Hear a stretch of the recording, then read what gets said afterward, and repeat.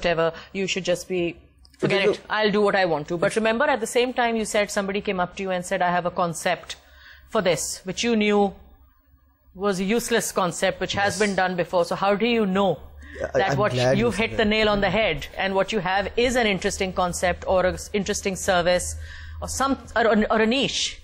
No is a word to be used at your discretion. Yeah. That's what he said, I guess. That's the concept. So if you want to say no, if I accept that yes, it's a no, I should accept that it's a yes, it's a no.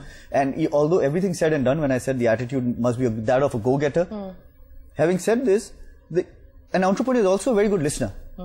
Understands, evaluates, calculates risk like crazy. If anything, there is this particular book, very interesting book, it's called Breakthrough Company by Keith McFarland. They've done some study based on the attentional and interpersonal skills or some test of that sort. Of an entrepreneur. Of an entrepreneur. And they've discovered that they're not very risk-taking the way that we imagine them to be. They are risk-takers, but not the kind that we would imagine them to be, blindly jumping into situations.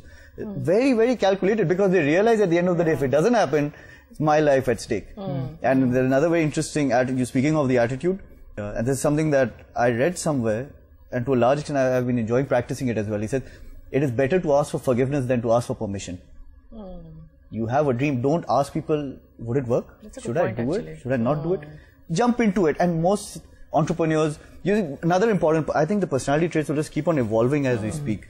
After a hard day's work, you may still not get the result. Can you still go back with a smile to bed? Yeah, that is something that... The kind of pressure you have to face, an entrepreneur, it is fun. It gets your adrenaline rushing. I mean, there are times you could not be, you could have incurred heavy losses, the business is not picking up, 7 months down the line, you discover that, okay, I'm in... Deep trouble. Deep trouble. Yes, trouble. Trouble, Deep yes. trouble, yes. Trouble. But I'm in one of my entrepreneurial moods right now. I had to control my vocabulary. That's another important personality trait, vocabulary. Let's not go into that right now. Yes, let's not get into that, please. You've been trying to say something. I've been thinking of trying to say something. You know, what I'm saying, that the entrepreneur, true entrepreneur has, is a very visionary. Sometimes, and most of the time, the plan is over here in their head. And, as Farhad was also saying, again, I'm adding up to you what you're saying, that their actions may look, the people around them may look very, very wrong and very risk-taking. Sometimes, as they have a risk-taking personality, they take very high risk, and the business is not working the way it should be according to the statistics, according to the consultants. And still they keep on going, and this is one of the best traits I've seen in successful entrepreneurs, that they just listen to their mind.